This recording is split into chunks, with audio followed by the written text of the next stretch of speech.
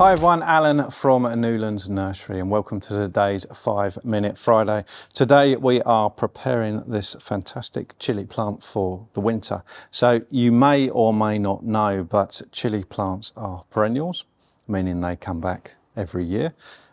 They actually get more and more productive as the years go on to a certain point. So this year it's fruited lovely, we've had a nice lot of fruit off it. Next year it will produce even more fruit. The year after, about the same. Again, more fruit, and they do tail off over time. So you do have to replace your plants, you can't keep them forever, but it is definitely well worth overwintering the plants because not only do you get more crop, you tend to get them earlier as well.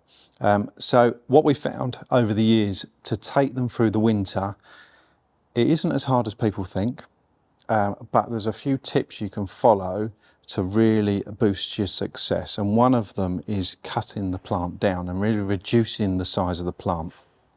So what I would do is this time of year I would take any remaining fruit off there. Remember, chilies can be frozen, and remember you can eat them green as well, not really light green but dark green, and you can add them to dishes like that, so they don't always have to ripen to the full stage.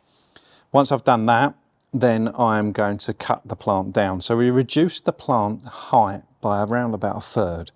But remember, whenever you cut any plant back or cut it down, once you've taken it off, you can't put it back on again. So always be cautious. So what I'm going to do to begin with is take this bit of top growth off here. I've got a nice, really sharp pair of secateurs. So I take that off just to see what it looks like, just to check that actually maybe I did want to always cut it to that height, but for this particular case I don't want to. So I'm going to take it down. Remember, it was about this height. I'm going to take it down to around about here. So I'm going to be a bit more cautious with this particular cut. I'm going to cut just above a leaf break, a leaf node. I'm going to find one there and just cut it off. And it's really nice thick stem here.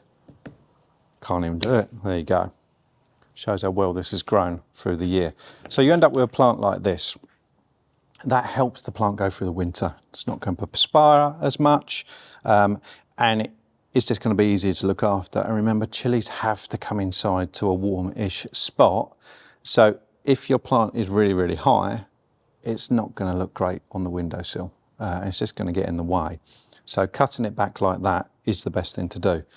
Another tip is you're going to have to reduce the amount you water the plant. So it's going to go into a stage of dormancy. It may lose its leaves, especially in the UK, because it's not going to be particularly bright. We don't get a lot of sun through the winter months, so they tend to defoliate and lose their leaves. So it goes into dormancy, so let the plant dry out to a certain degree. I'm not saying bone dry so the compost comes away from the edge of the pot, but keep it on the dry side. And the plant will like you. When it then comes into growth next year, around about February, March sort of time, that's when you give it a good feed and you'll start seeing it sprout up again. It's as easy as that. If you've got any questions at all about overwintering chilies or anything we do here at Newlands Nursery, get in contact. See you soon.